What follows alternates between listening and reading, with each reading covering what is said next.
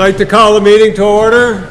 Would you please all rise and join me for the Pledge of Allegiance. I pledge allegiance to the flag of the United States of America and to the republic for which it stands, one nation, under God, indivisible, with liberty and justice for all. So, good evening, everyone. I'd like to welcome you all to the Board of Aldermen meeting for Monday, November 3rd, 2025. First order of business is any additions, deletions, or modifications to the agenda. I have a couple I would like to request, and if we could all do this in one motion, that would be great. I'd like to move up from petitions, letters, and miscellaneous communications, the Rutland Regional Medical Center Medicaid cuts proposed resolution. I'd like to move that up to following the mayor. I would also like to move up the concierge Cedar address to us and request to the same place. We'll have them go after the RRMC. So those two moves, plus which didn't make it on the agenda, I do have a very brief committee of the whole report on the JCI project that we held here about a week and a half ago. So those three things, if I could have one motion for those. So move. Second. All right, a motion's been made and seconded. All those in favor of the motion signify by saying aye. Aye. Those opposed, motion passes. Okay, next up is amendment and approval of the minutes of the previous meeting. I'll move for the approval. Second. Okay, so are there any changes? It looks like we might have one in Alderman Gillum. Just one little thing. Underneath unfinished business, old business, second or third line, it says Commissioner thought it was $100 for twice a year, not 2 years. Just one little word. It's a big difference. It makes a big difference. Do you see it in there? Yep. Third line down or fourth line down? Third line down. Well, we've got a recording of it, of the change. So the motion is to approve with the amendment So that you've moved. just made. Second. Okay, motion's been made and seconded. Any debate? Any other changes? Seeing none, all those in favor of the motion signify by saying aye. Aye. Those opposed, motion passes. Okay, next up is public comment. Is there anyone present tonight, members of the public, who would like to address an issue that is not, and I repeat, not on the agenda? And if you do, please raise your hand, and I will certainly call on you. We have quite a packed agenda. There's quite a few issues here, so I'm not sure if there'd be anything else anyone would want to address. Any takers? Looks like we're all set, so I'm going to move on. Thank you very much. And that will bring us to communications from the mayor. And I want to welcome you to the Board of Aldermen meeting. Thank you. You're welcome. For having me. The first order of business for me tonight would be to ask the board to make a motion to untable the nomination of Alex Adams and circulate the ballot box for the vote. So moved. Second. Okay, motion's been made and seconded to untable and circulate the ballot box. This is on the appointment of Alex Adams. All those in favor of the motion signify by saying aye. Aye. Those opposed? Motion passes. Okay, we'll stand down for just a second, and we'll have the clerk move around. And as she's doing so, once she gets all the ballots, we're going to have our city treasurer tabulate them, and she will let me know what the results are, and then we can, or at least now, we can move on and hear from the mayor while we're doing that. Great. So I did submit the budget on November 1st to the Board of Aldermen and also sent a copy to the department heads. There's been some requests for paper copies. We will actually have those to you by the end of this week, which is, we're going to have them in the folders like we normally do. This year, we're going to include a cover page in front of each department's budget, and it will talk about employee counts and this year versus last year and potential revenue sources to kind of give a more holistic picture of what's happening inside those line items. With that, I would like to ask the board to refer the budgets to the appropriate committees as traditional. So move. Second. Okay, so the motion's been made and seconded to refer the proposed budget to the appropriate committees, and we'll get that information out to everybody. I think most of you probably know where they go, but we will get that out. Any debate? Seeing none, all those in favor of the motion signify by saying aye. Aye. Those opposed, motion passes. Okay, and I do have the results of your vote on the appointment of Alex Adams to the Board of Aldermen. Yes, 10, no, 0. The board is appointed. And now we will ask to approach, and we will have you sworn in and then take a seat. Alderman Adams.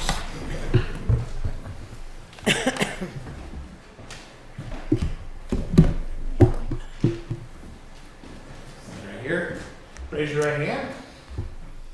I, Alex Adams, I, Alex Adams, do solemnly swear do solemnly swear that I will faithfully execute the office of Board of Aldermen that I will faithfully execute the office of Board of Aldermen within and for Rutland City, within and for Rutland City, and will therein do equal right and justice and will therein do equal right and justice to all persons to all persons in the best of my judgment and abilities, in the best of my judgment and abilities, according to law. according to law. I also solemnly swear I also solemnly swear that I will support the Constitution of the State of Vermont that I will support the Constitution of the State of Vermont and the United States. and the United States. Congratulations.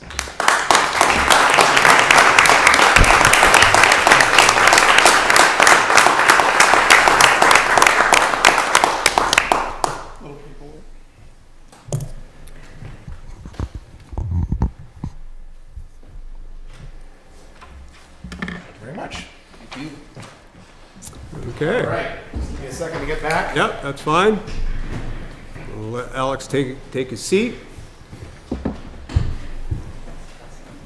All right, I think we're all set. Go right ahead. Fantastic. And I will ask you to again untable a nomination. This one is for Gina Grove for the RRA, and circulate the ballot box. So moved. Second. Okay, motion's been made and seconded to remove from the table and circulate the ballot box. All those in favor of the motion signify by saying aye. Aye. Opposed, motion passes. All righty, we'll ask Susan to send that around one more time.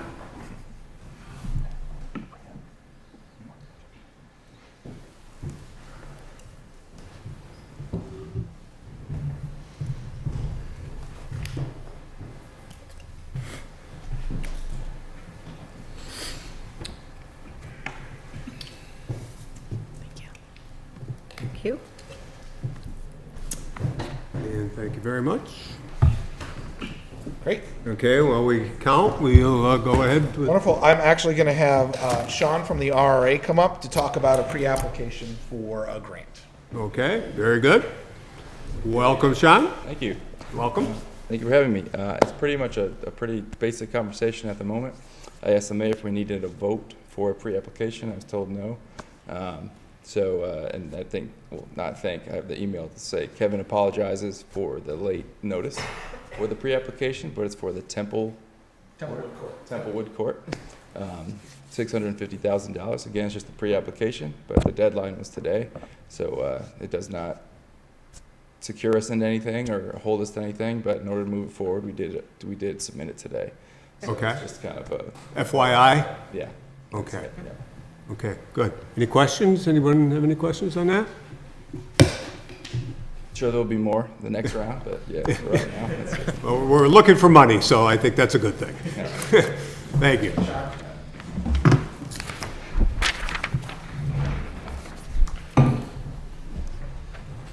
Yep, and I do have the results of the vote for Gina Grove.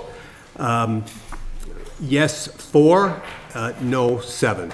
Gina is not appointed. Okay. Okay, moving on to the next step. The Halloween parade, I just wanted to recognize what an amazing event it was. The rec department puts on a puts in a fantastic amount of effort in advance of the Halloween parade, months and months on end of meetings and conversations and work to get to what we see in one night for a couple of hours. There were over 1,500 participants and over 90 floats in this year's Halloween parade. So I just want to put the congratulations out there. I do want to do that, though, with also the efforts from the other departments. So the police department, the fire department, and DPW are also involved in the effort. It is a fantastic team effort, so I just wanted to say thank you to all of them for the work that they put in.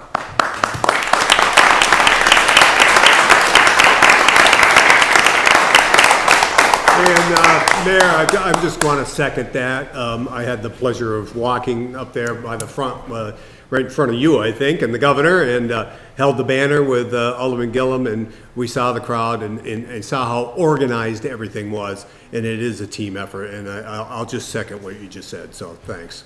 Thanks for mentioning it.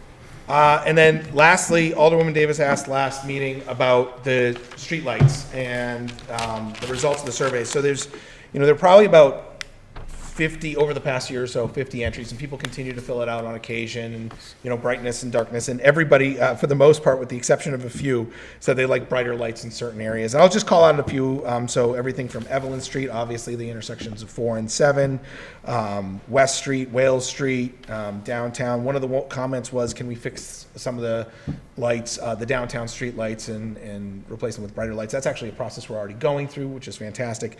So did reach out to GMP, and we can swap out pretty much any of those lights at any time for brighter lights, but there is an additional charge. So I'm going to meet with the DPW commissioner, GMP, and myself, and we're going to sit down, figure out what the look of that cost is going to be, come up with a proposal, and we'll bring that back to the board for final approval before we increase those costs. Thank you. Okay. That's it for me tonight. Thank you. That's it for you, okay. On the agenda, we do have, right under communications from the mayor, discussion or presentation from Chris Louras about the cold weather shelter. Thank you very much. I had that on here, but so Chris is Okay. come up. And Megan too, yes. And Mayor Louras, I think you can find your way to the, Been 7 years. Statute of limitations, baby. So name is Christopher Louras, 24 North Street, Rutland, Vermont. Thank you. And Megan Novak, I live in West Rutland. we're the co-homeless response coordinators working under an Agency Human Services grant for the city of Rutland through April is the latest number we've got right now. Really not a presentation. I think what we're going to do is give you a quick high-level view of the state-sponsored and totally funded extreme cold weather shelter program. The state has decided they want to focus on 6 communities in the state, one of which is Rutland. We've been working, Megan and I, with Adam Sansick, who is the Field Services Director from AHS locally, as a subject matter expert, because there may be some challenges with applications that are submitted from other people or organizations to support the extreme cold weather shelter.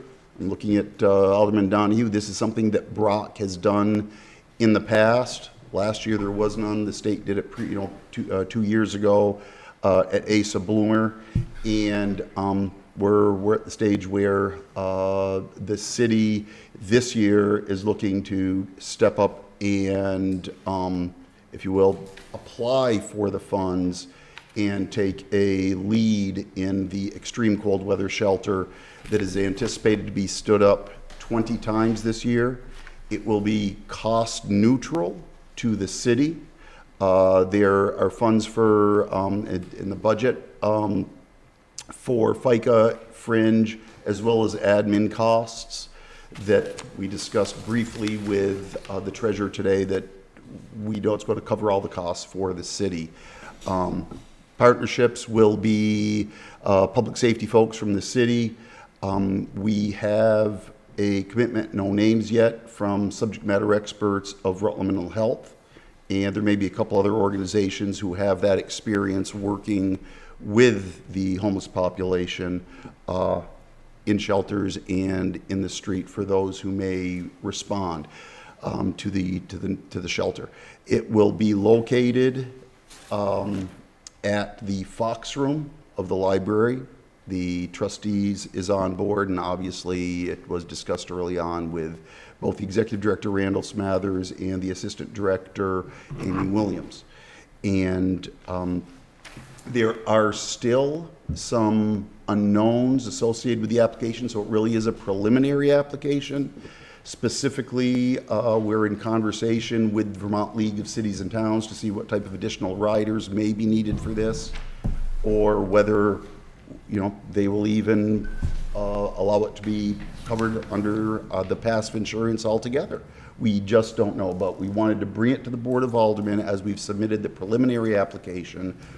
Megan still has some work to do with the Vermont Interfaith Action, who is the state's conduit with each municipality this year. So the state has a relationship with Vermont Interfaith Action to seek partners in each of the 6 communities on which they're focused. And there's a process that still needs to go through that with some of the questions about operations, but we are very comfortable that the partnerships we have in place will be able to manage that shelter for the 20 days tops. The trigger is -10 below for to open the shelter, which is a change this year. So hoping that you folks will send it to committee, and with the caveat they're hoping to get it turned around within 2 weeks, so that we'll be ready on December 1st for the, you know, for the potential to open the shelter from December 1 through the winter.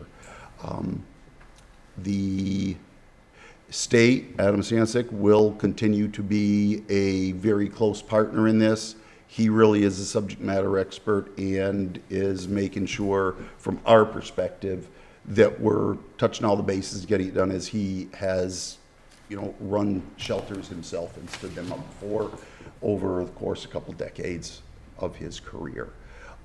Megan, have you anything else to offer real quick? You did a great job. I think the only thing I would add is I know that you all received a copy of the application with, you know, some other information about what we've submitted, and I just want to emphasize that I know that there's a little bit in there about some of the procedures that might be associated with the shelter, and I just want to highlight that that's just really bare bones, that there is a larger operations manual that's being built that would be associated with the shelter. We've received a lot of information and resources, references from Vermont Interfaith Action and also from other municipalities that have similar models in place. They've been really helpful sharing their operations manuals so that we have some you know, reference to pull from while we're building our own operations manual. And once we have a draft of that, we'll of course, you know, be reviewing that with people who have expertise locally, who've already, you know, at Brock, at Adam Sancic, of course, who have operated similar shelters like this in the past. So that is in the works, and one of the things that would have to be developed before this move forward. Okay, so Alderwoman McClure? Thank you. This sounds great. I'm very much a fan of cold weather shelter and our unhoused neighbors being housed. I have just one sticking point question, and I have a feeling you probably just answered it, but I want to make sure I state it for the record. As we've heard through multiple meetings about the library redesign project, the library is utilized during the daytime by folks who don't have anywhere else to go. I have a concern for the library staff during the daytime when people are not staying overnight. If it's still too cold for them to go outside, they will continue to stay at the library, in which they are more than welcome to be there. But I would just love to see in these plans conversation about daytime security, like maybe one officer popping in or a community resource officer popping in to just check in on the library staff and make sure that they're doing all right with kind of an influx of people that might be more than they're used to in those moments, because a lot of the feedback we received from the library about the redesign is their concern about lack of sight lines, within the space and the safety of the space as it operates during the day. I love this idea. I want to see this go forward. I will do anything and everything in my power to support it, but that's just the one thing that gives me pause. That's a really great point, and I appreciate you bringing that up and putting that on our radar, and that would be completely taken into account. Thank you. Yeah, and for daytime operations, it's recognized throughout the state that the library staffs throughout Vermont are first responders. And they have a direct line with Commander Prouty and the folks at the Vision Center and the community response specialists, and I'm sure that'll continue. But we'll, as we have the discussions with Randall Smathers and Amy Williams, we will reinforce with them that we're here to support daytime as well. Perfect. Thank you. Okay, so I think the request was to have this referred to committee if the board so chooses. What's your pleasure? I'll move to refer to public safety. Second. Okay, there was a motion been made to refer to public safety. It's been seconded. Alderman Donahue. Yeah, so I just had a couple of questions on the timing, because it says October 1st, so, and then it's saying award date October 22nd. Is that all changed at this point? They've been generous enough to give us a extended time on this issue here for So Rutland. we don't meet again until November 17th. Does that allow us the time to have it in committee and get it back to you? Yes. In a satisfactory? Okay, good. Yes. One thing I was going to say, former Mayor Louras, that you mentioned that the 10 below, and I just want to point out it is 10 below, including wind chill. Including wind chill. Which is oftentimes a whole different- Precip is off the table this year. Okay. The precipitation does not enter into the conversations. And I did wonder, because I didn't see it in here anywhere, but whether it was going to be pet friendly, which I think is really important. Negatory. Not pet friendly. Not at this time, Not but, at I this think time. what we're really focused on is at least getting it stood up.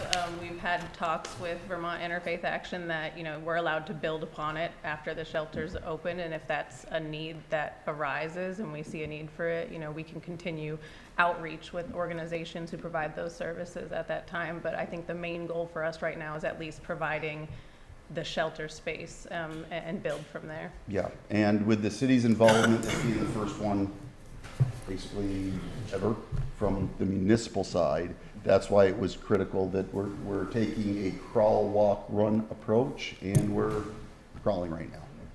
Just from the 8 years that we did do it, I just wanted to say that there are people that will stay outside if their pets can't come in. So Yep. that's why it was so important that we had it pet friendly. Through- And I did want to say formally that we don't have an application in for this. Our efforts right now are for a permanent shelter. As you know, it's under construction. We'll be open by the end of the calendar year, and all our eggs are in that basket. So Yep. there's no competitive application into this.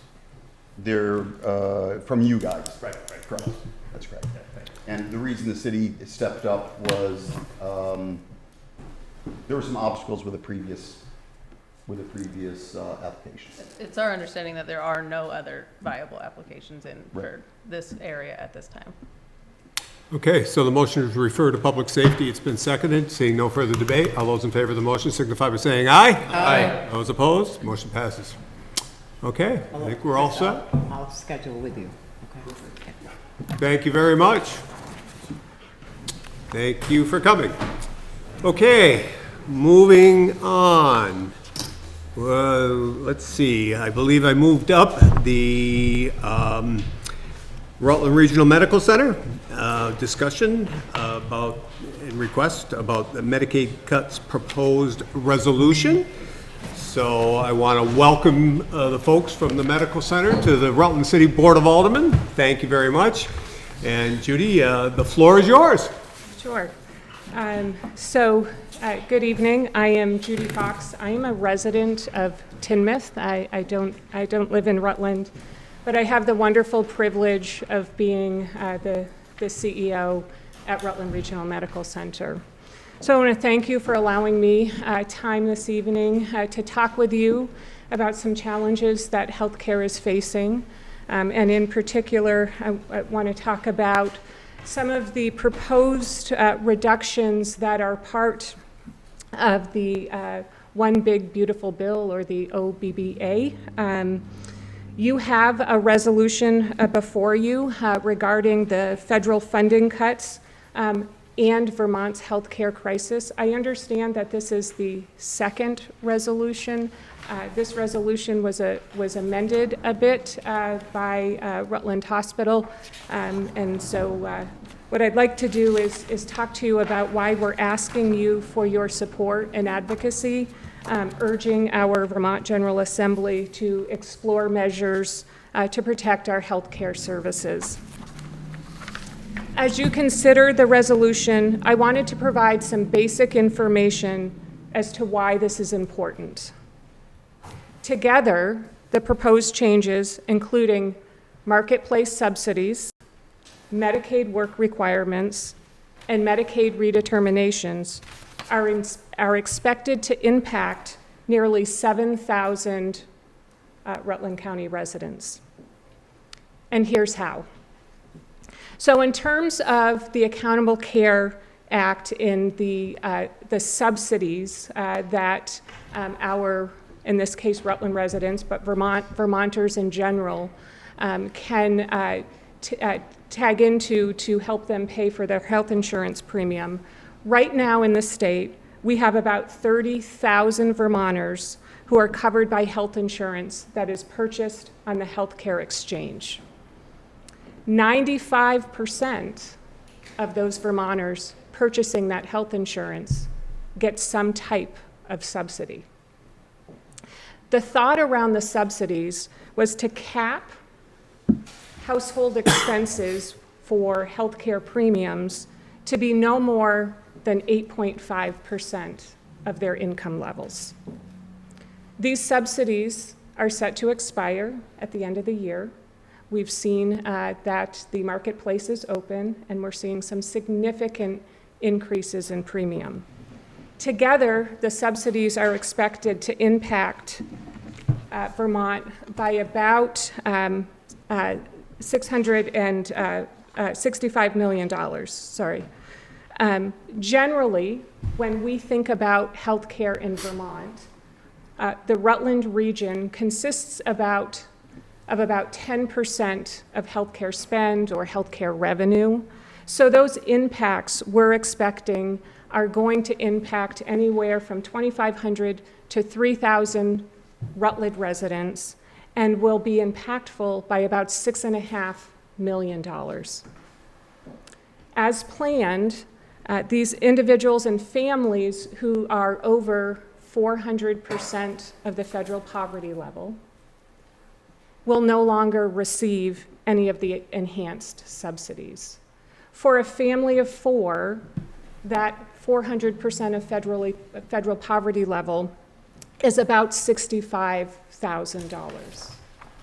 What we're seeing in some of these increased premiums is that family of four today with the enhanced subsidies it's costing about $6,500 a year to insure their families and to make sure they have a health care benefit. Without the subsidies, that goes to about $15,500 a year, or almost 25% of their family's income. People just won't be able to afford health care coverage, which means they're going to deny themselves treatment. When they do seek treatment, their illness is going to be much more acute or progressed. And when they do come, it will be without health care benefit. Today, Rutland Regional Medical Center, our uncompensated care is about $28.7 million a year. Of that, about 40% is free care, and 60% are what we would call bad debt, where there's a means to pay, but we haven't been successful. That's the subsidy piece. The Medicaid portion of what we're facing through the OBBA, they are targeting to reduce Medicaid dollars by about $1 trillion. And they are working to find these cuts by way of a handful of changes. Medicaid work requirements, which would require a certain segment of those Medicare beneficiaries to demonstrate that they are gainfully employed, and for the most part, that's about 80 hours in a month. Those would go into effect really for calendar year 2027. They are not going to cover immigrants and non-citizens. And then the redetermination, right now, if you apply for Medicaid, you apply once a year. And that approval stays with you for the year. With this change at the federal level, they would require residents to apply twice a year. The documentation is much more arduous and overwhelming, quite frankly. And then with that, right now, if you get Medicaid coverage, they will go back 3 months and give retroactive coverage. With this new bill, we would change from 3 months to 30 days. And given the complexity of the redetermination, it's likely that many of our residents will have a hard time meeting some of these documentation requirements. These impacts are expected to impact Vermonters, about 45,000 Vermonters. And so thinking about that 10%, so we're about 4,500 residents that we're concerned will face these changes in their Medicaid benefit. While the resolution specifically relates to the subsidies and the Medicaid reductions, it's really important that we understand all of what healthcare is facing. So I'd like to spend a moment with you, although it's not part of the resolution, but the results are all the same. In addition to changes in subsidies and with Medicaid, our Medicare beneficiaries, those who are either disabled or who are age 65 or older, are losing their Medicare Advantage benefit as of January 1st of this year. We are in a county that does not have another Medicare Advantage program to enroll in. So what this means is that our Medicare eligible residents who live in our community, in our county, are going to have to revert back to Medicare, traditional Medicare, or you might hear it referred to as Medicare fee-for-service. The traditional Medicare program costs more and has less benefit. So those individuals who are enrolled in a Medicare Advantage program, by moving back to traditional Medicare, they're going to lose their eye care benefit, they're going to lose their dental benefit, and then they're going to face steep copay and deductibles. On an inpatient, what they will face is a deductible of just under $1,700 if they're admitted to the hospital. It's $1,676 this year. We'll see what that looks like next year. And then if, heaven forbid, they have to stay too long in a healthcare facility for days 61 and over, they pay $419 for every day that they are requiring care. In addition to that, for the outpatient services, so think a lab test, an x-ray, an MRI, a clinic visit, there's a $257 deductible, and then they pay 20% of every dollar of outpatient spend. In addition to that, they need to enroll in a pharmacy benefit. And some of them don't understand. They're used to kind of a program that's all-inclusive. So trying to talk through this with them, and my dad is one of these, so I've had opportunities to talk with him through this. You have to select one of several different pharmacy benefits. And they're telling you that you need to go and look at all of your meds and your prescriptions to choose what benefit works for you. The result is that our Medicare eligible patients are going to pay hundreds of thousands of dollars more, or thousands of dollars more, I'm sorry, depending on what their drug therapy and pharmaceutical therapies are. Our residents simply cannot afford what they're about to face. And so as a hospital, Rutland Regional Medical Center, I'm very proud to say we have increased our free care program. We have the most generous free care program in the state. We will provide free care up to 400% of the federal poverty level, but that doesn't take into account those individuals who are going to face steep increases on the exchange. I'd also like to spend a moment on what we're doing in the state, because this is important too. So last year, our legislative session, there were a couple of really important bills that passed the state that impact Rutland Regional Medical Center and other hospitals. Act 55 is, I think, the most significant that I'll share with you. And what Act 55 did was cap the amount that we can charge for pharmaceuticals to be 120%, and this is probably a little too detailed, but 120% of Medicare. Now, I'm not going to stand here and tell you that pharmacy charges are not high and expensive. They are, but there's a reason for that. And that reason is that 65% of our residents in Rutland are covered by Medicare or Medicaid. When we look at the cost of care for those care provisions for those two cohorts, we lose about $30 million a year. That's in addition to the uncompensated care. So it's a cost shift. What this legislation and rule did for Rutland Regional Medical Center is effective on January 1st.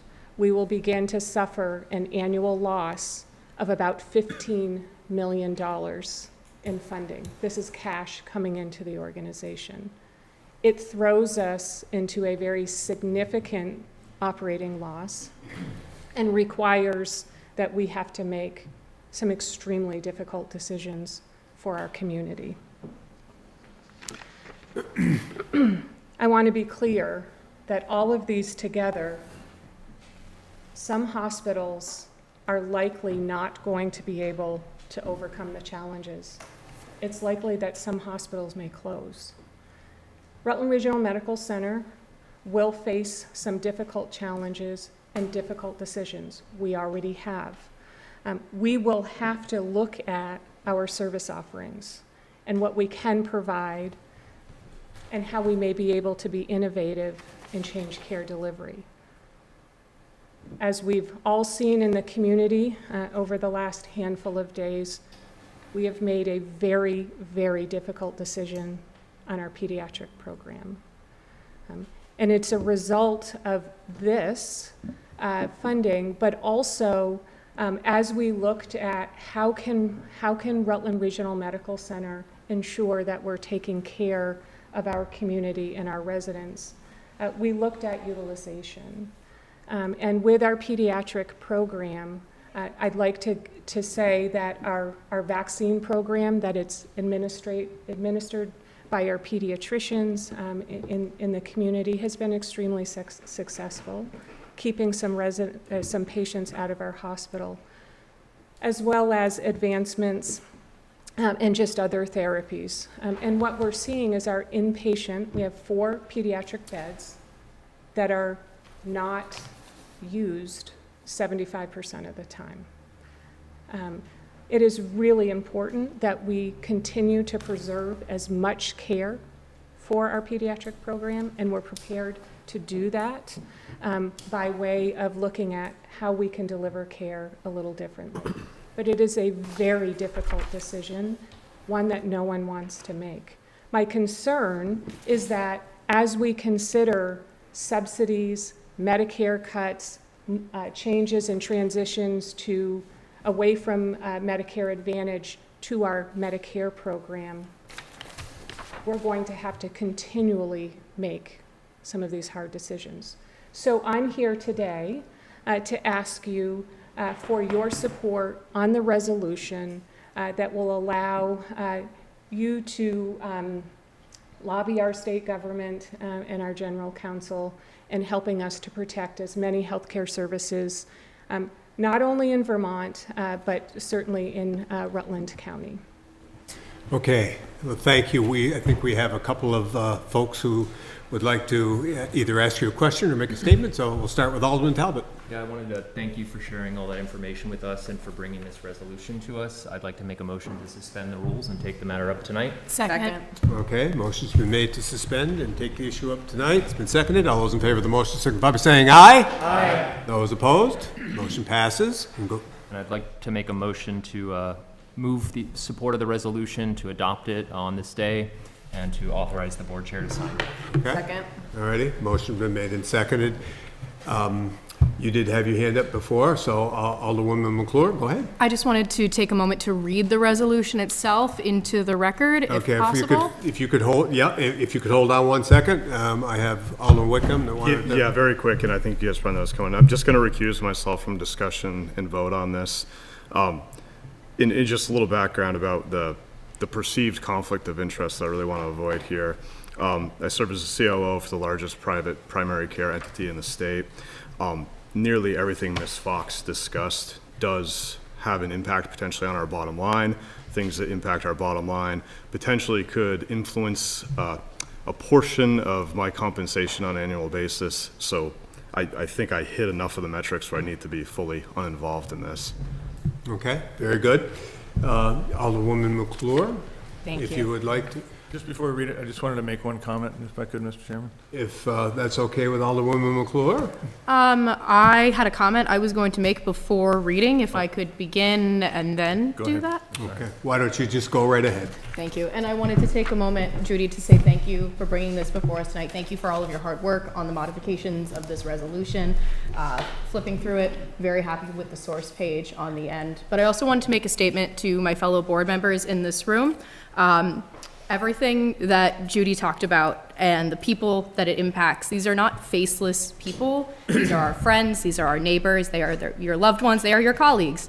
Myself being one of them. I had the privilege of looking at open enrollment today and trying to find health insurance coverage, and some of the plans I looked at were as much as my rent, which is really scary to be a young person living in a community, working in a community, trying to work towards a brighter future for all of us. So I just want to say thank you for bringing this before us tonight and all of your hard work. And with that, I'd like to take a moment to read this into the record. Resolution regarding proposed federal funding cuts and Vermont's healthcare crisis. Whereas healthcare organizations are among Vermont's largest employers and reductions in federal health funding will likely have a negative ripple effect on local economies, workforce stability, lead to service reductions, and limit access to care. And whereas Vermont's healthcare system is financially fragile, with several rural hospitals operating at or below break-even levels, and experts warn that further reductions in federal Medicaid support could force providers to reduce services, delay investments, or close certain programs. And whereas the Federal Budget Reconciliation Act, enacted on July 4th, 2025, is projected by the Congressional Budget Office and Center on the Budget and Policy Priorities to reduce federal Medicaid funding by more than $1 trillion over 10 years, shifting significant costs to states and threatening health coverage for millions of Americans.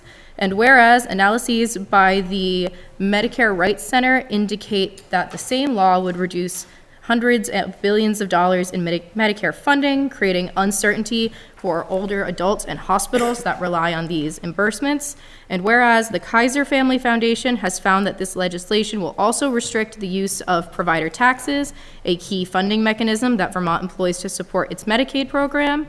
And whereas rural hospitals in Vermont rely heavily on Medicaid funding due to the demographics of the populations they serve, reductions in support will shift the cost of uncompensated care onto already strained hospital budgets, designated mental health agencies, primary care clinics, and private insurers, resulting in higher insurance premiums for individuals, school systems, and employers.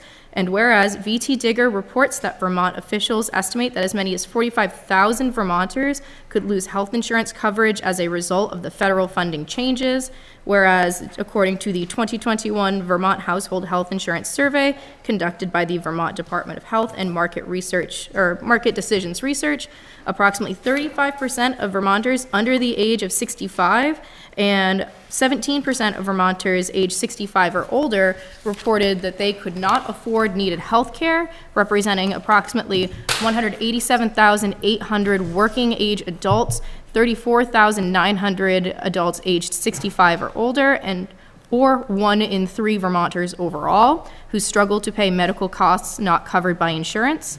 And whereas the 2021 Vermont Household Health Insurance Survey also determined that 11% of households, approximately 60,000 Vermonters, carry medical debt, which often affects their ability to pay for food, clothing, and other necessities.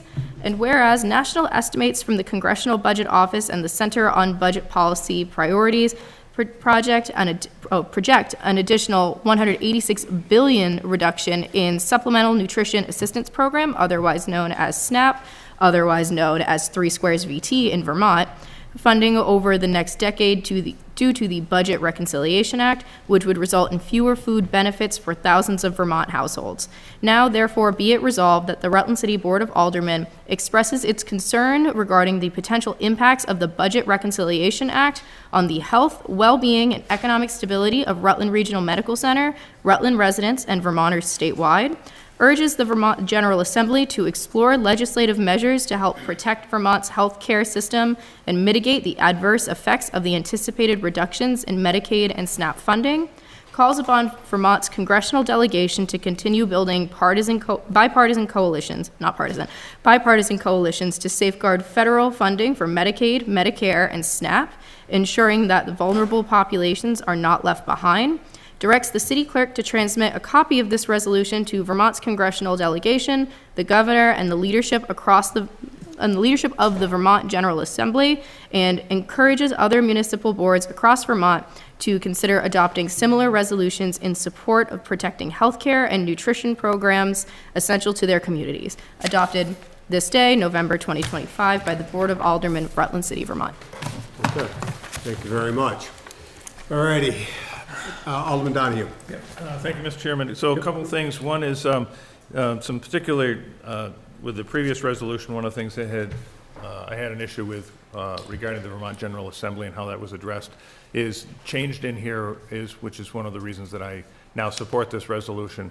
Additionally, it recognizes, we talked a lot about Medicare, Medicaid, and it does talk here about the Supplemental Nutritional Assistance Program, SNAP, in Vermont known as 3 Squares VT, and the assistance that is providing. I do want to recognize the governor's administration and the legislature for taking some decisive action last week to begin to address that in a move in the right direction. That affects over 8,600 people in Rutland County.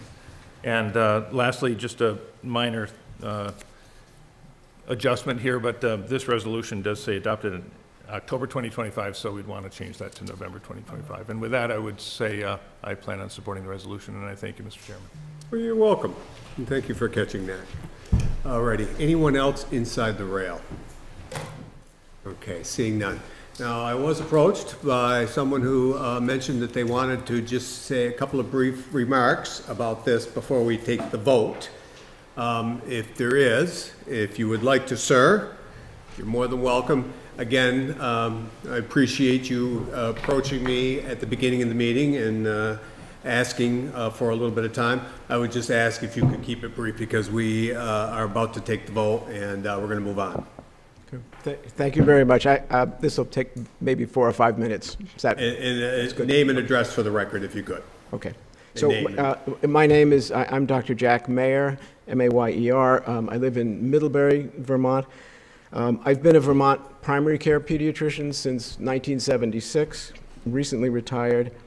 I have a master's degree in public health from Columbia University, and I was a National Cancer Institute fellow in epidemiology, researching the biology of cancer.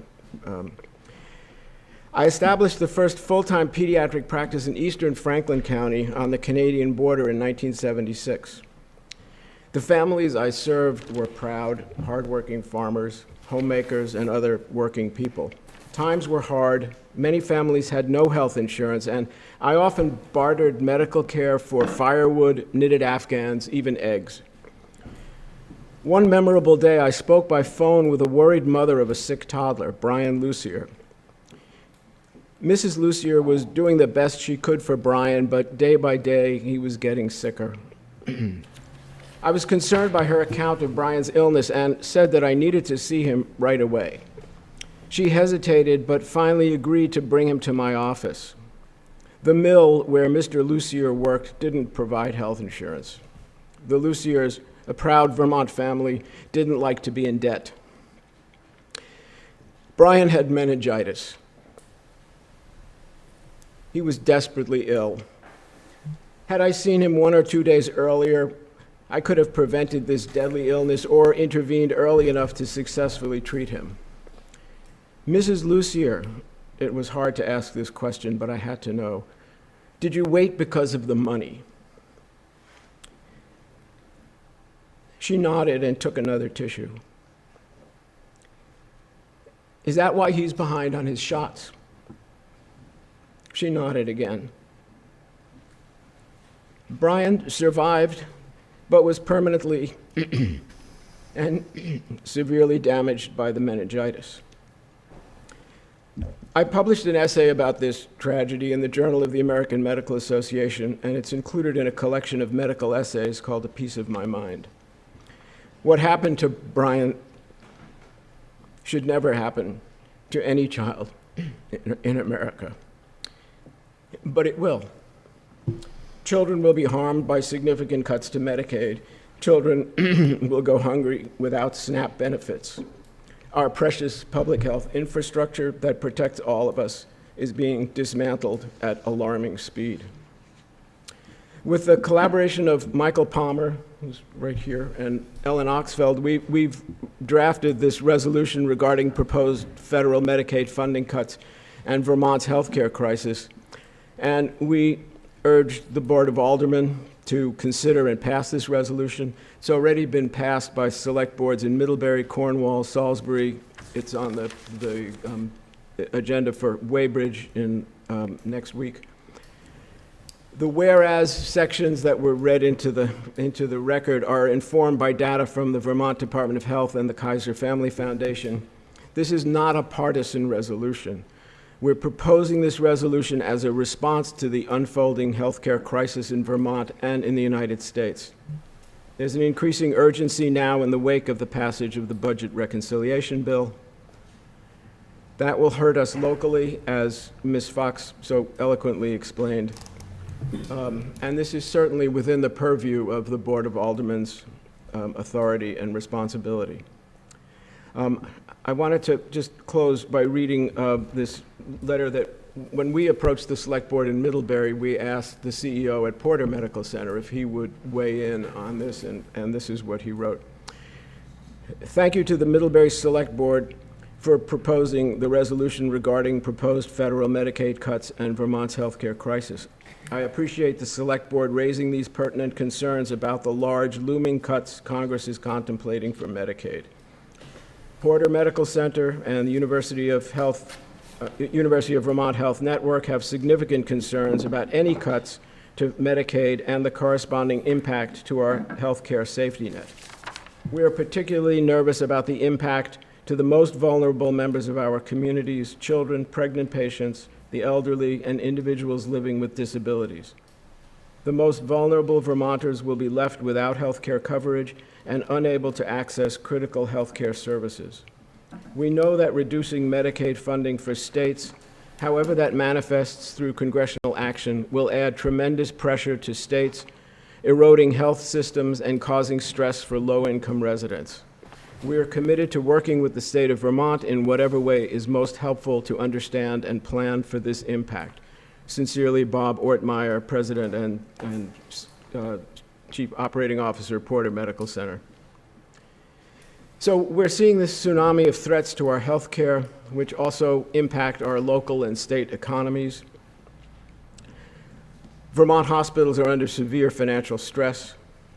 This resolution, if passed, will serve to inform the public about the specific nature of the challenges we are facing. This resolution will encourage other select boards and town councils in Vermont to echo our concerns, putting further pressure on our legislature to act. Healthcare is a major driver of costs in hospitals, nursing homes, education, mental health services, home health and hospice, and more. We are just getting by now. Significant cuts will increase the stresses and imperil our critical services.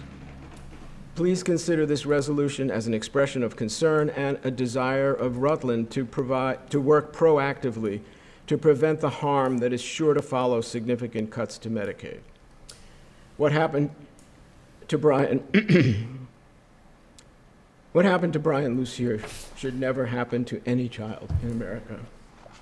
Thank you for your Okay, you're welcome. Thank you very much. Okay, I'm going to bring it back in here. There's a motion to support the resolution and have the chair sign it. Seeing no further debate, all those in favor of the motion signify by saying aye. Aye. And those opposed. Motion passes unanimously. Thank you. Thank you very much. Thank you. Thank you all for coming. And we're going to stand down for a couple of seconds because I think some folks want to leave before we move along.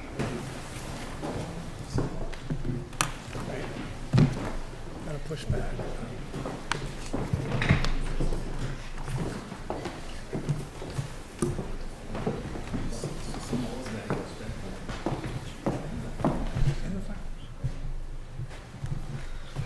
Doesn't make sense. Thank you. Good night. Thank you. Thank you. Okay, we're back and we will move along. I believe we have some folks from Cedar up next, please, if you would. Hello. thank you. Do we have permission to approach? Not allowed. Well. Oh, no. Go right ahead. You just don't trip on the wires. We have some materials to give you all. Included is a Real Rutland pen, just to show you some of the things that we've been up to. One side, on the left side, is for Real Rutland, and on the right side is Cedar related. I am Olivia Buxbaum. I'm the Communications and Marketing Manager at the Chamber and Economic Development of the Rutland region. We oversee the Real Rutland program. And this is Caitlin Gates, our new concierge coordinator. I will give her the floor to introduce herself. Okay, very good. Welcome. Thank you. My name is Caitlin Gates. I've been with the Cedar since I think September now, so just a little bit. I am the Real Rutland Concierge Coordinator, which means I am the first point of contact through the Real Rutland program when people are interested in moving to the area, which has been really fun so far.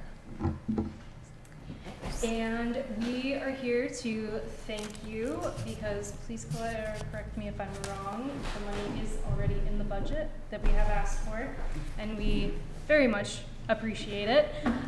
What we ask for is $1 per resident in Rutland City, and you very graciously have allocated the $16,000 to Real Rutland for our regional marketing initiative. And so we would love to say thank you, thank you, thank you. This money is to help bring people to this area, so we use it to attract people all over the country in areas that we know people are kind of interested in leaving, whether it's for climate reasons or for political reasons, and they say, hey, we're interested in relocating to Rutland, Vermont, please tell us more.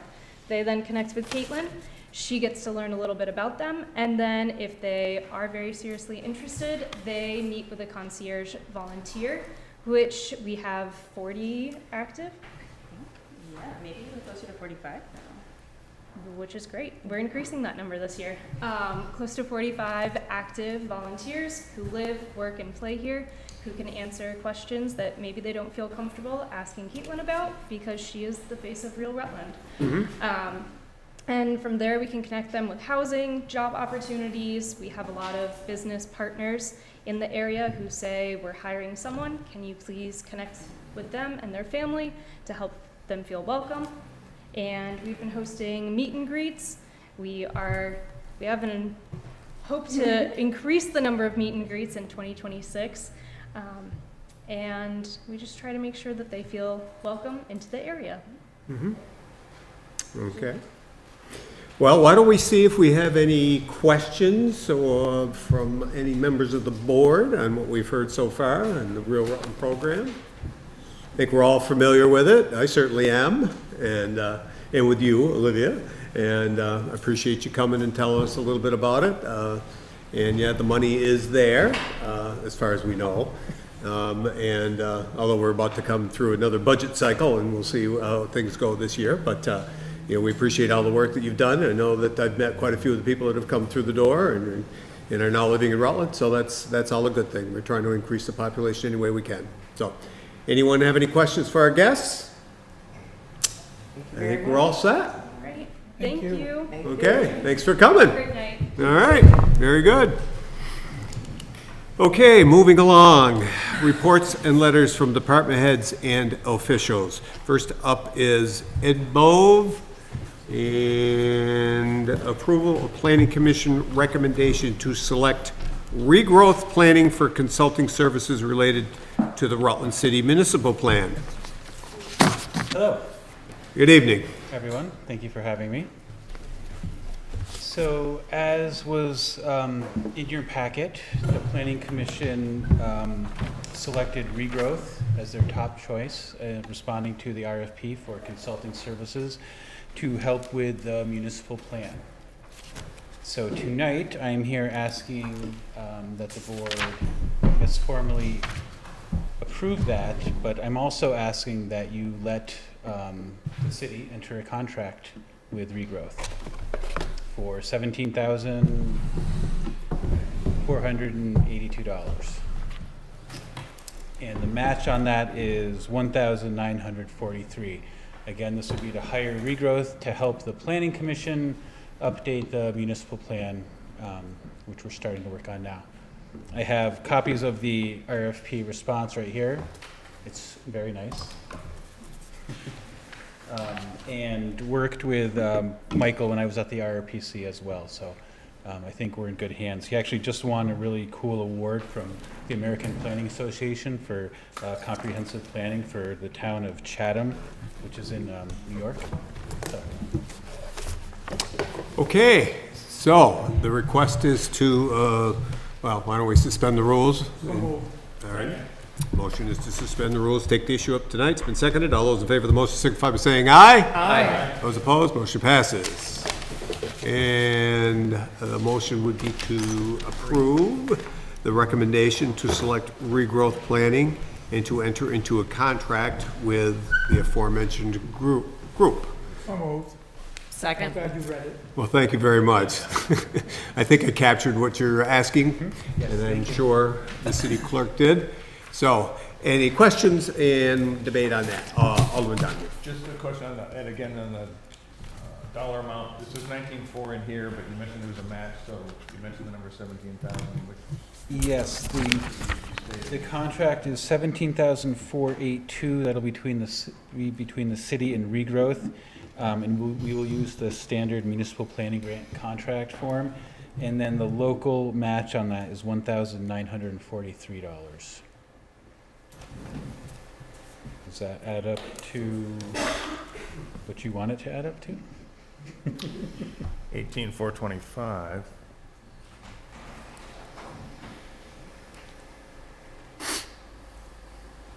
I got 18,425. Okay. I can figure out why that is different. Could we authorize it to a number of up to 19.4 there, Mr. Chairman? And then I'm sorry. I would suggest with the motion we authorize it up to the 19,400 that he has listed up to.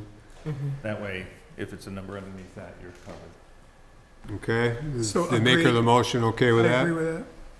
Yeah. Okay, so the motion is to, as I say, approve the recommendation of Regrowth Planning and appropriate up to, approve up to 19,400 for the contract with the group. Okay, any debate on that? Everybody understand what we're trying to do here? Okay, all in favor of the motion signify by saying aye. Aye. And those opposed. Motion passes. Thank you. Looks like we did it. Okay. Thank you very much. All righty.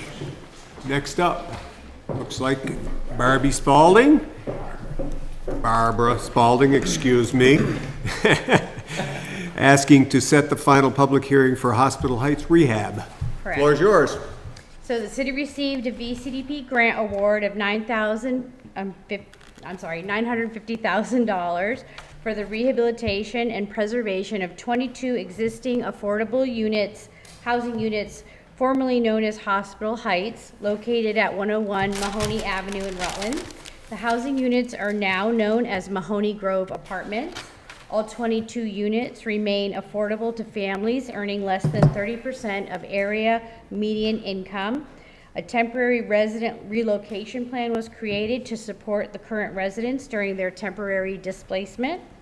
To close out the grant, a final hearing must be held prior to the grant closeout of December 31st. The hearing must also be warned a minimum of 15 days in advance of the hearing. So the RRA respectfully requests that the aldermen set the hearing prior to their meeting on Monday, December 1st, and I would ask for a time. Okay. Move to suspend the rules, take up the matter tonight. We don't need that. Okay, I don't think we need to, but we will. Motions to suspend and take it up tonight. All those in favor of the motion signify by saying aye. Aye. Those opposed, motion passes. And could the maker of the motion make that public hearing on Monday, December 1st at 6:45? So moved. Second. All righty. Motion's been made and seconded to set the public hearing Monday, December 1st, 6:45. Any debates? Seeing none, all those in favor of the motion signify by saying aye. Aye. Those opposed, motion passes. Thank you. Okay, thank you, you're welcome. Okay, next up is Chief Kilcullen with a request on city property. Yes, thank you. So this was originally going to be a request to dispose of 2 vehicles. But using the services at Stafford Tech with the students and staff there and their auto tech and auto body programs, we're able to dismantle one of the cars, salvage parts, and resurrect the second car. And so we get a couple more years' life out of one of the 2 cars. So it was a 2015 and a 2017, and the 2017 has now passed inspection, and we expect to get a couple more left out of that. So we're looking to dispose of the 2015 that's really scrap at this point. And so once we get permission, we'll reach out to some scrap yards and see what we can get for it, but it will be scrap. Okay, all righty, motion to suspend will be in order. Second. All righty, all those in favor of the motion signify by saying aye. Aye. Those opposed, motion passes. And Move for the approval of the scrapping of the 2015 15 Ford Police Interceptor. So moved. Okay, motion's been made and seconded. Should probably put the model number in there so you know. VIN number. Should probably be in that motion. Have you got the VIN number? It's right there. We will make sure the city clerk puts the VIN number in there. Thank you. So the motion's been made and seconded. Any further debate? Seeing none, all those in favor of the motion signify by saying aye. Aye. Those opposed? Motion passes. Thank you. Okay, you're welcome. Thank you.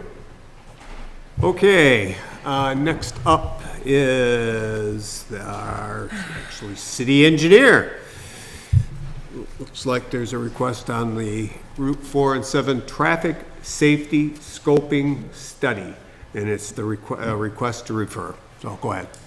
Yeah, so as you know, we've been traffic engineers through a grant. We've been looking at safety improvements for Route 4 and 7. I think they're at the point where they can present some recommendations to us. So I'd ask that it get referred to DPW committee and traffic safety. So moved. Second. Okay, so the motion has been made to refer both to Public Works and Traffic Safety on the Routes 4 and 7 traffic safety scoping study. Any questions? Yes, Alderwoman McClure. Is the intention of this to be a joint meeting of both committees or 2 separate meetings? Okay. For 2 separate presentations, Okay. just to get more people. Perfect. To see it. Thank you. Yep. Okay, anyone else? Seeing none, all those in favor of the motion signify by saying aye. Aye. Those opposed? Motion passes. Looks like we're all set. Thank you very much. Okay, Looks like our city treasurer is up next. Treasurer Markowski.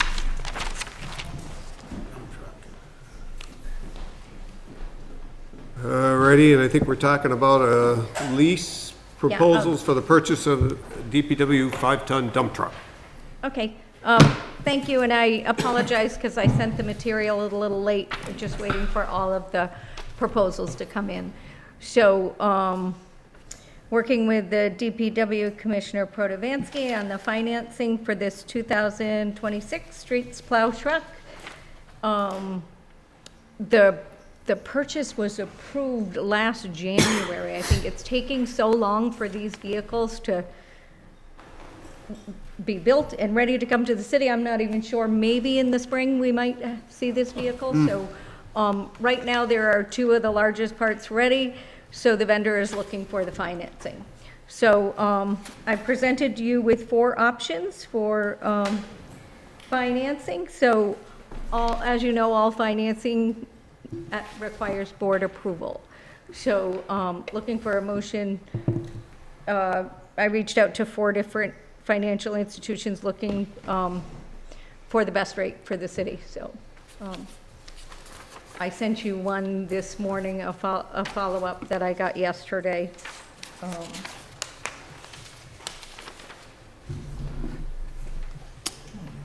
So we're looking at, just for the public, the cost of the vehicle is $217,123. The lease term, I looked for a 4-year because the budgeted appropriation is $60,000, so the payment comes in around $58,000. The rates were between 4.57 up to 5.47. So there was a little bit of a range there, but obviously I've worked with all of these in the past, so I would make the recommendation for the lowest rate for this vehicle from Municipal Leasing Consultants. So. Municipal Leasing I'll Consultants. move to suspend the rules. Second. Okay, motion's been made to suspend the rules and take the issue up tonight. It's been seconded. All those in favor of the motion signify by saying aye. Aye. Those opposed, motion passes. And I'll move for the lease financing of the 2026 plow truck 5-ton for Municipal Leasing Consultants at a rate of 4.57%. Second. Okay, motion's been made and seconded. Any questions, any debate on that? Seeing none. All those in favor of the motion signify by saying aye. Aye. And those opposed. Motion passes. Okay, thank you. We'll see the financing documents maybe at the next meeting. We'll see if we can turn them around, so. And hopefully we'll see the truck at some point, right? And then we'll see the truck, probably after the plowing season. Yeah, exactly. Okay. And Bob, you're back up here. Go right ahead. I just wanted to publicly acknowledge Steve Longley, who is retiring after 31 years with the department. He's a foreman in the equipment maintenance division, keeping 40-plus vehicles moving all the time, and it's no small task. He did it with fiscal responsibility, he did it with pride, and amazing record keeping. He would come to committee meetings with detailed reports of what he spent on each vehicle he worked on, and we're going to miss him. I was thinking on the way in how many times at 2 in the morning did he get called in during a snowstorm or an ice storm and have to jump out of bed and come in and fix a truck under pressure while somebody waited for it. You know, we needed to hurry up and get it back out in the street. So I'm going to miss him, and I want to congratulate him and thank him for his service and wish him well. Yeah. Well, I appreciate you coming up and acknowledging his service. Yes, Alderman Clifford. Yeah, I just want to say that I worked with Steve for 12 years, and he was always great to work with, especially during budget time, because he was very creative, and he justified the equipment maintenance budget with reality and facts. And I wish him luck in his retirement, and he will be missed. And Alderman Donahue. Yeah, I don't know if we need to suspend the rules, Mr. Chairman, or not, but I'd like to ask for I would make a motion that we ask the president to send a letter on behalf of the Board of Aldermen thanking Steve for his meritorious service to this community. Second. Yeah, so the motion's been made for the board chair to write a letter, and I would be glad to do that. And he gave great service to myself when I was in the mayor's shoes, and I appreciate you coming and recognize him for his efforts. All those in favor of the motion signify by saying aye. Aye. Opposed, motion passes. Okay, very good. Thank you very much. Okay, so we're on to reports of committees. On our agenda, there's really none listed. I mentioned at the beginning of the meeting that I had a very brief committee of the whole report, and I will give it right now. The Committee of the Whole met on October 23rd at 5:30, right up here in the chambers. On the agenda was an update of the JCI committee, or JCI project, JCI referring to Johnson Controls. Present were two representatives from Johnson Controls, John Sanborn and Anthony Marciano. The highlights of that meeting really were the project is currently, or as of that night, 57% complete, which is more than half. To remind folks, the project is covering 11 city facilities. That's 11 city buildings.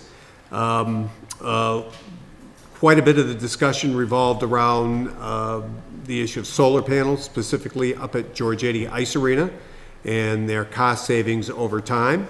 We had a rather healthy discussion around that and the project in general. When we were wrapping up, the chair asked the folks from JCI to, at a minimum, come in and give us a quarterly report on their progress that they're making, so we would know exactly what's going on with that project, because it does a rather large sum of money. So that's, as I say, my very brief report. I appreciate your attention. So no select, no standing, no representatives. Anybody? Petitions, letters, and miscellaneous communications. We've already done the medical center, and I think we're on to our fire chief, Billy Lovett. Good evening, everyone.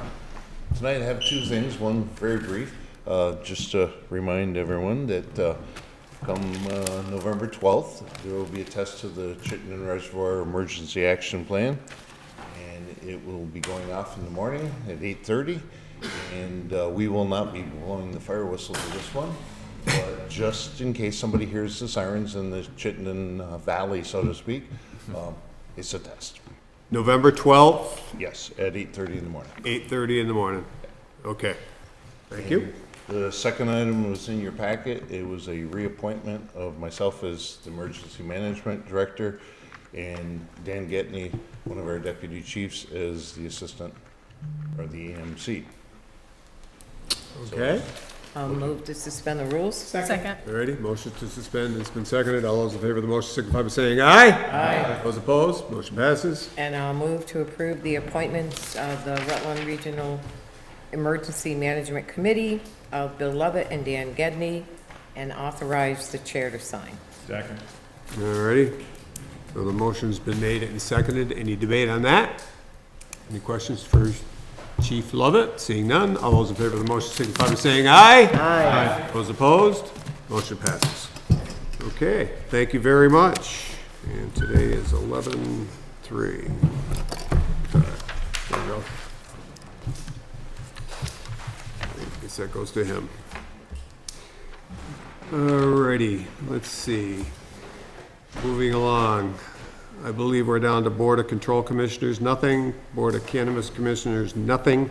Unfinished business is the unfinished business to come before the Board of Aldermen tonight. Seeing none. Miscellaneous motions, resolutions, new business.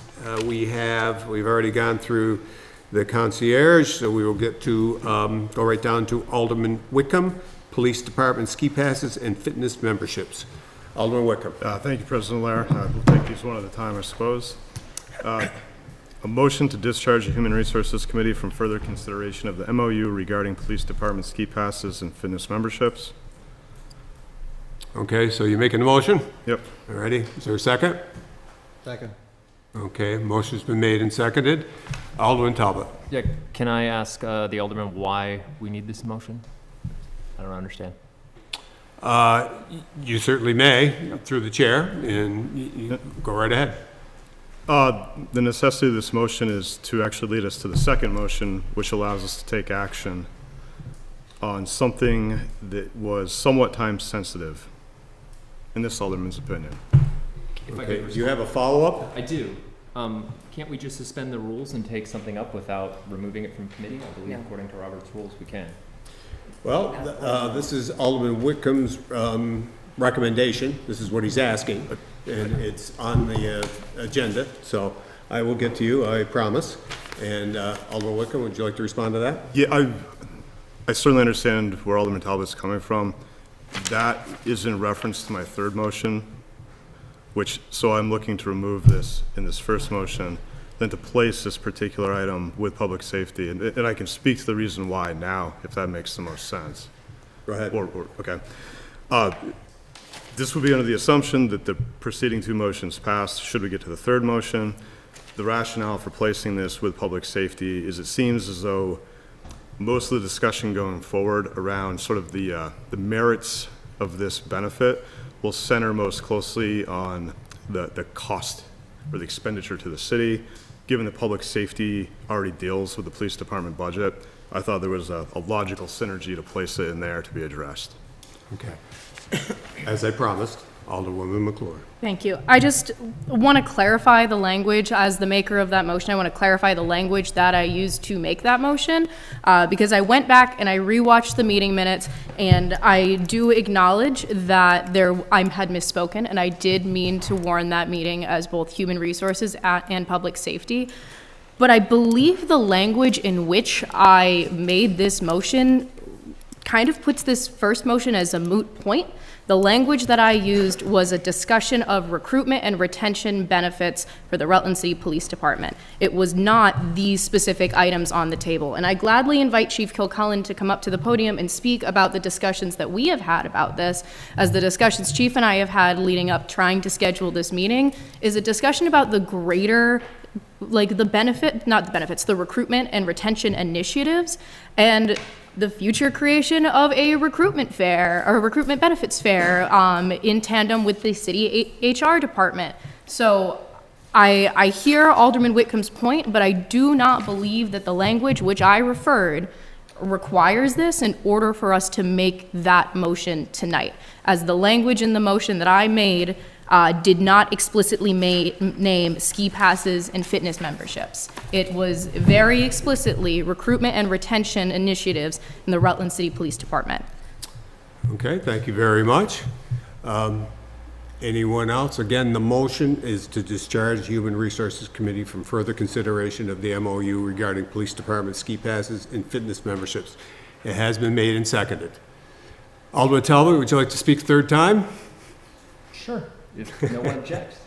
I'm not objecting. Yeah, it just, I don't know. It seems funny that there's this urgency now, because 2 weeks ago I tried to make a motion to suspend the rules and take the matter up then, and there wasn't an appetite for it. And there's no need to remove something from committee. It seems more like sending a message than actual procedural business, because we put things in multiple committees all the time. Okay, thank you very much. And Alderman Whitcomb. I can speak to that. Certainly intent is not to send any message. It was pretty murky, to be honest, as to what was referred. I reviewed the minutes. I reviewed a list that was sent out by the assistant city clerk as well as in committee, as well as listening to the meeting. Most of this is just to ensure that that we're not missing anything, and to make sure that this very particular item lands in what I think is the most appropriate committee. I would tend to agree that the overall, discussion of recruitment, retention, and initiatives absolutely belongs to human resources. It's this explicitly that I think is going to be mostly tied to financial implications and subsequent discussions, as to why I just want to make sure we're landing it in the right spot and just eliminating any potential confusion that exists. Thank you. Alderwoman Taddeo? I will just support any action that will move forward the opportunity for our police force to access their season passes and local gym membership opportunities tonight.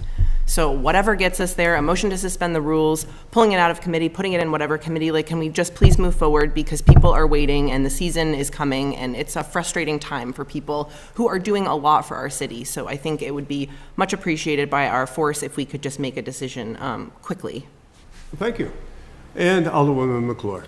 I will make a request through the chair back to Alderman Whitcomb. I really don't feel that this first motion is necessary, as the item that sits in committee was not warned and was not motioned with this explicit language. I feel that we can go through with points 2 and 3 without having to go through this pomp and circumstance of this first motion, as the language used to put that item in committee does not align with the language here in this motion.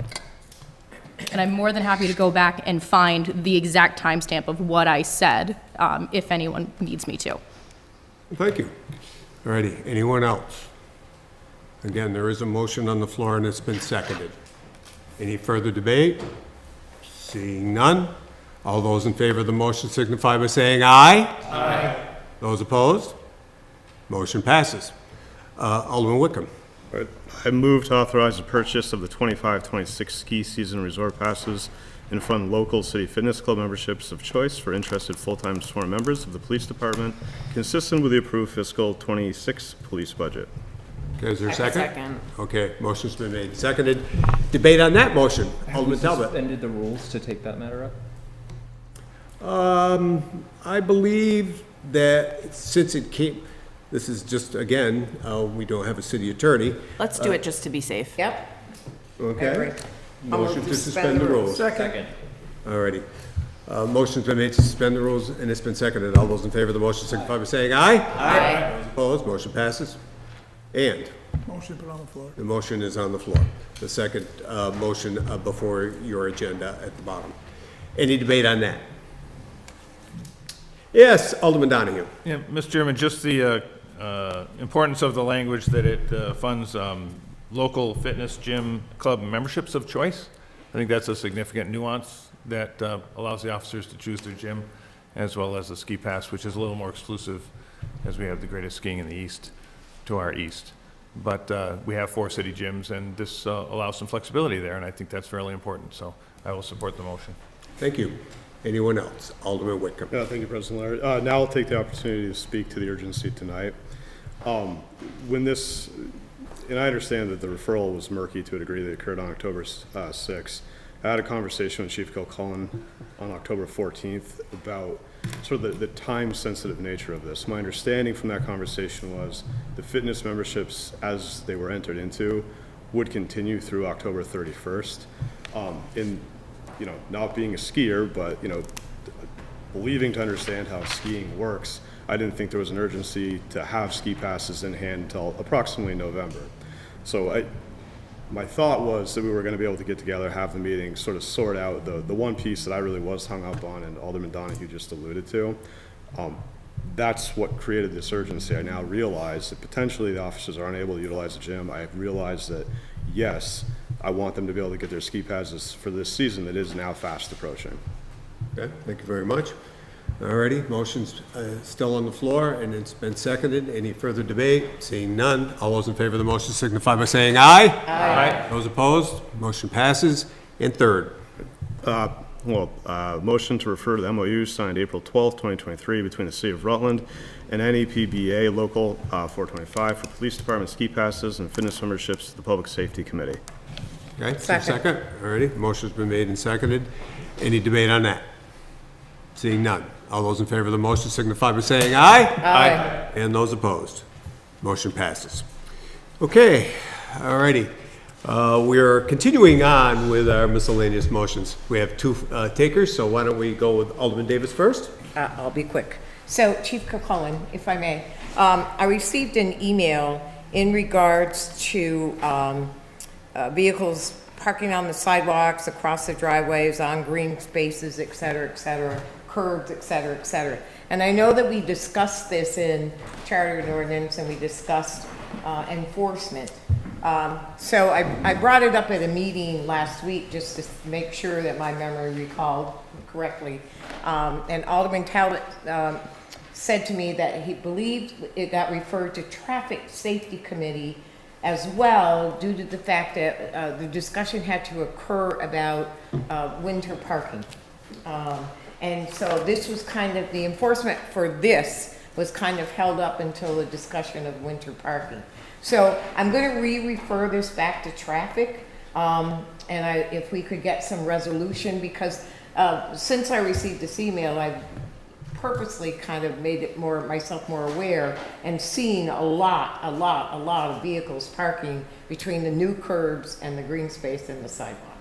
So I'll move this to Traffic Safety Committee. Second. All right, motion's been made and seconded to refer the aforementioned issue. Any debate? I concur, because I see the same thing in my neighborhood, absolutely. I think we all do. Yeah. All righty, all those in favor of the motion signify by saying aye. Aye. Those opposed, motion passes. Kiana had her hand up. I just want to ensure that the discussions that Chief and I have been having can continue in committee. So I would like to make sure, just to be sure, I would like to re-refer the matter of retention and recruitment initiatives used by the Rutland City Police Department, and very intentionally make sure I refer it as a joint Public Safety and Human Resources Committee meeting. Second. Okay, motion's been made and seconded. Any debate? Seeing none, all those in favor of the motion signify by saying aye. Aye. Those opposed, motion passes. Alrighty, now Alderman Donahue. Yeah, so the official start of the holiday season seems to be in Rutland, the beginning of Stuff-A-Bus. So I wanted to just take this moment to encourage anybody who happens to see this before November 6th, 7th, and 8th, that Stuff-A-Bus will be at all of our local supermarkets. And the hub location right across the street from City Hall, where we will try to stuff numerous Marble Valley Regional Transit District buses with food that the food shelves desperately need right now, especially in light of the cuts and delays in SNAP funding. So we hope to see a record turnout this year. It's very exciting. I want to invite everybody down at some point. We'll have our local radio personalities there, and they love to put people on the air and talk about neighbor helping neighbor. So thanks to Mr. Chairman, Stuff-A-Bus, November 6th, 7th, and 8th. Absolutely, and from what I heard on the radio this morning, monetary contributions are also welcome, as well as food. So anyone who feels like they want to, donate that way, please feel free. So, very good. I appreciate it. Do you have something, Alderman Clifford? Yes, I do. Thank you, Mr. President.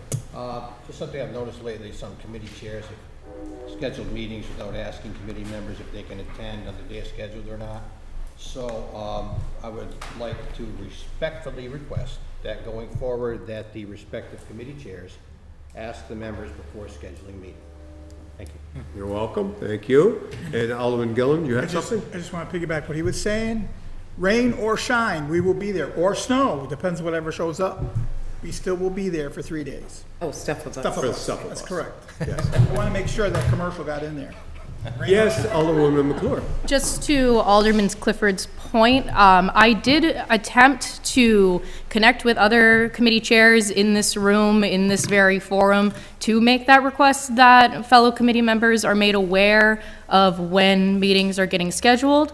And I was told that that is not procedure, and the committee chair warns as appropriate. So I just would like to figure out what is the rule there. Because I can specifically earmark the discussion. The discussion was had a few months ago between Alderman Donahue and I in regards to a Community and Economic Development Committee meeting that overlapped with the night I had to work. Okay. So this is something I think that we can work out outside of the formal meeting, and I would ask for a motion to adjourn. So moved. Second. All righty. All those in favor of the motion signify by saying aye. Aye. All opposed. We're adjourned.